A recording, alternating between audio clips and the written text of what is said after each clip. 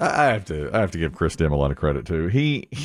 I just in the last couple of days, I've noticed that you have so much more depth as always than me, and you're so willing to state things like, for instance, this has to do with inter-office stuff.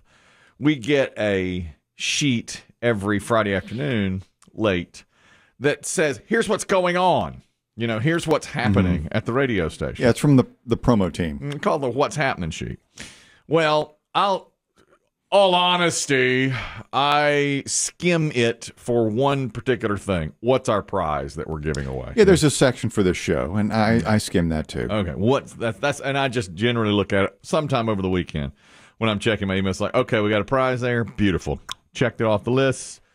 There's that. Okay. Sometimes I organize the game that we play in garbage time around whatever the prize might be. It's like, all right. I get it. Like if it's a concert ticket or a comedy show or whatever. Right. This week was going to be Super Bowl tough-ass trivia no matter what, which, by the way, has just been giving me such joy. Oh, life, I'd say. Such joy. I can't even tell you. A lift when you needed it most. I told Chris Demm before this program, two things that I get joy out of every day: the tough ass trivia game and the energy drink that I crack 1 hour before this program, or to the minute 1 hour before this show. Yeah. I wait for it. I'm like an alcoholic. I wait for the time that it turns. That's almost impressive. That type of discipline. Yeah, I can barely wait for it. I do it. I crack it, and I say, "This is the best." This is the high point of my day. And Chris Demm always says the same thing. That's the saddest thing I've ever heard. That is so sad. That is so sad, but that is the best part of my day. Mm-hmm. So we get this thing on Friday afternoons, the What's Happening sheet, where everybody is updated. All right, here are the events that we're doing. Here's what's going on, blah, blah, blah. It's 3 pages. I read 10% of it. It's got our little prize that we're giving away in garbage time. That's it. Lately, the guy that prepares it, whose name is Matt, is upset that people aren't reading it thoroughly. So at the end of some of them, he puts a little prize in there. If you read the thing thoroughly, at the end, there's a trivia question, and if you answer it correctly, you get a $100 Amazon. Or just first four to respond. Yeah. I've read this. Yeah. All you have to do is say, "I read this." Yeah, I read $10, or I won $10 the other week. Yeah, because you read it, the whole thing. Mm-hmm. So Chris Demm said to me today, "You know who's on my bleep list?" I said, "Oh." He goes, "Matt." Well, Matt's generally a very nice. I said, "What?" Right, he's never on anybody's. I said, what has Matt done? But he's dead to me. Yeah, he said, "Don't plant some game in something that he knows I'm off the clock by the time he sends it. You think I'm reading that thing over the weekend? I'm off the clock." Look at the people who win. They're planted in front of their computers when the emails come out. That's exactly right. It's rigged. That's right. It is a rigged competition. The whole game's rigged. Look, I'll be honest. The only reason I won the $10 I did when I read it was because I happened to be on my phone in the restroom. Right. Yeah. And it popped up and I went, "Oh, I'm pooping." Yeah. So let me see. So exactly. So it's like, that's game's rigged against. Yeah, it's rigged. You're off the clock. You're not going to read that thing. No. I say, yeah. And read work emails. Yeah. Secondly, why would I read the whole thing? I know what's going on here. I would never claim that. What am I reading the whole thing for? There's no point in me doing that.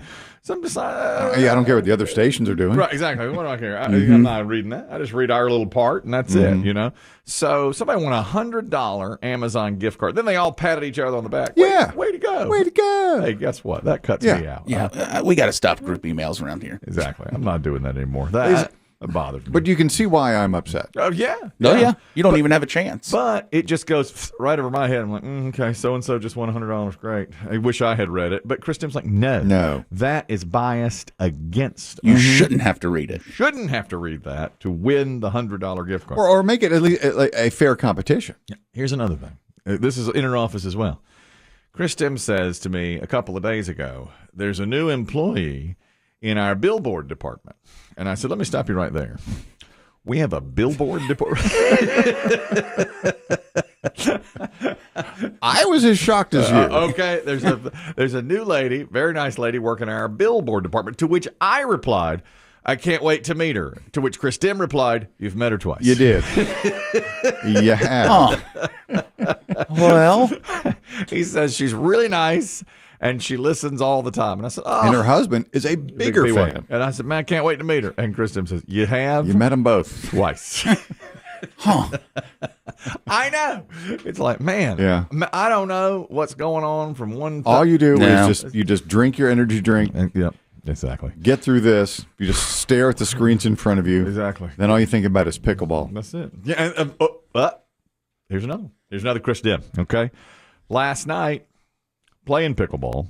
Shouldn't have played. A rare Tuesday outing. Well, right. I'm already penciled in to play on Thursday, Friday, and Saturday. Oh, my God. I know. Oh, boy. And we have two Guys Named Chris Comedy All-Star shows on Friday and Saturday, and yet I'm playing on Thursday, Friday, and Saturday. But the kids were out last night. They were at a basketball game, so I say to the wife, You're on your own. Yeah. Well, we've been sitting there all afternoon together. I said, do you mind? I might just zip over here and play a little bit. Nice. I've done all I can do here. I don't know what else you want from me. I can't ask you about your day any other way. We sat there, and, I know who you're mad at. Right, exactly. I've heard all. Your wine glass is full. Can I just go? Do you mind if I just go? And she's like, oh, no, go have a good time. So I went, but in retrospect, that's going to be too much. It's going to be too taxing. Well, out there, they play music on Tuesday nights, and that's right. This is the loose group, nice people, and they start playing. Somebody had put together a mix of all the Super Bowl halftime, the performers. Ever or this year? This year. This is a special mix for. It was like Snoop Dogg. Dre, Dr. Dre, Eminem, Mary J. Blige, and Kendrick Lamar. And the Kendrick Lamar you two will not know. I don't know. That's too new. And so they start chatting it up about these artists, and then it leads to other artists. And they turn to me and they're like, they're like, you're in radio. Do you tense up when you hear that? Yeah. Always. Oh, God. They say, same. Hey, you're in radio. They're like, do you think Rage Against the Machine belongs in the Rock and Roll Hall of Fame? And of course, and then I go, I don't have even an idea. I said, I really don't know. And then they go on, and I don't know if they're talking about them or somebody else, and they were like, well, when it comes to white rappers, maybe they're talking about Eminem. When it comes to white rappers, they led the way for this and that. And then somebody else says, what about Beastie Boys? And they turned to me and said, what do you think about Beastie Boys? I don't know any of that. They fought for our right to party. Exactly. They still scare me. Yeah. And, they're like, we need Chris Demm out. We need Chris Demm out here to tell us this kind of thing. I don't know that stuff. It's unfortunate. I wish I knew more about, because they chatted about it for a while, and it started to get on my nerves. Like, why are we sitting here talking about music? I'm pickling. I want to pickle. I'm pickling. Well, that's what you get for going to social night. That's right. That's it's not hardcore night. It's, as Biggie said, this is softcore night. We were on. That's right. It was softcore pickle night, and the guy kept holding the ball. He was trying to serve, and they kept chatting about music. I was like, guys, let's get it on. Let's go. I'm ready to pickle. Not here to dink. I'm not here to talk about music. I can talk about that anytime. I'm here. I'm saying, let's dink. I'm here to chew gum and play pickle. Let's go. And I'm out of gum. Let's go. Let's go. We did have an exchange last night. I know you all love this. We had a couple of really good points. And at the end of it, that's pickle, great pickle. Yes. Gently touching rackets. Yeah, touch tips. We always do that. Paddle tips. And then somebody says, great pickle, guys. It was awesome last night. Out of curiosity, did you have any of this extra energy because you had a little extra sugar by chance? That's another thing. Okay. My wife, I think I chronicled this back in the fall. Costco started having these Mrs. Fields cookies. And they're, I call them dough bags. You remember that? Okay. Yeah, that's going to remove a lot of product when you market it as a bag of dough. It was a large box of 4 different types of Mrs. Fields cookies, and my wife found them at Costco 5 or 6 months ago and started buying them, and I loved it because I'd eat it raw, dough bags raw. And then we'd make the cookies, and so you just eat it every step of every phase of its life form. Loved them, loved them.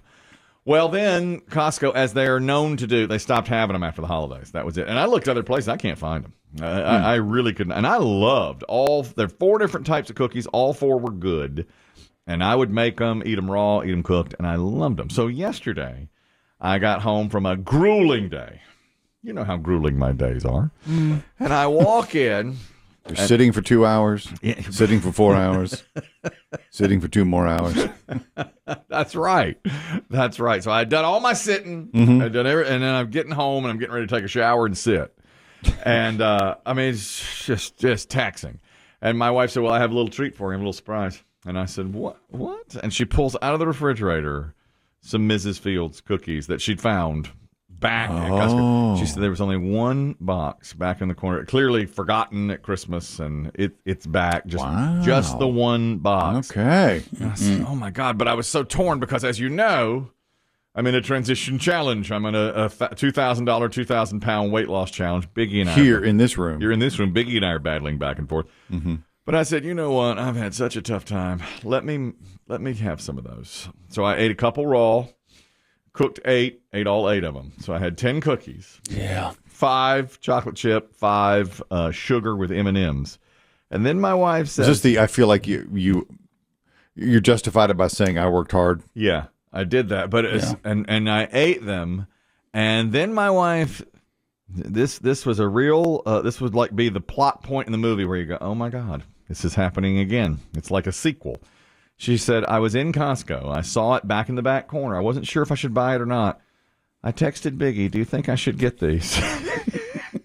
What is going on? And Biggie said, absolutely. Yeah. Biggie gave the green light. Biggie gave the green light. I've sent you a picture, Chris Demm, of this box of cookies, and they are delicious sounding. I mean, oh, they're wonderful. Snowflake chip. Oh, they're wonderful. They're wonderful. Just flat out sugar cookie, white chocolate macadamia nut, and it says on the box makes 48 big cookies.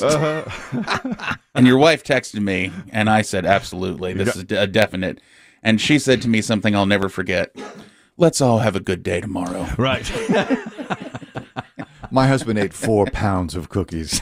It lifts my mood. It lifts my mood. Yes. When I have So Biggie knew about your sugar intake because he was part of it all along. Yes. He was part of it all along. In fact, it was almost a year to the day. Yes. When Biggie sabotaged your 2021 effort. Yes. That's exactly right. With Jenny's ice cream. 1 year ago this week. But now he's sabotaged me again with Mrs. Fields' dough bag sugar cookies. All I can figure is that, but she said that was the last box.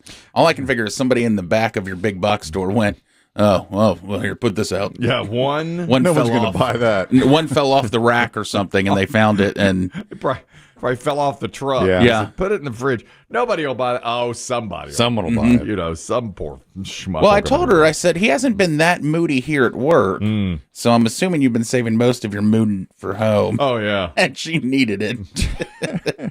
I'm slumping hard, man. That's what my son would say. I'm slumping. Slumping. He'll do that. He'll get out of bed and be tired or whatever and be like, I'm slumped.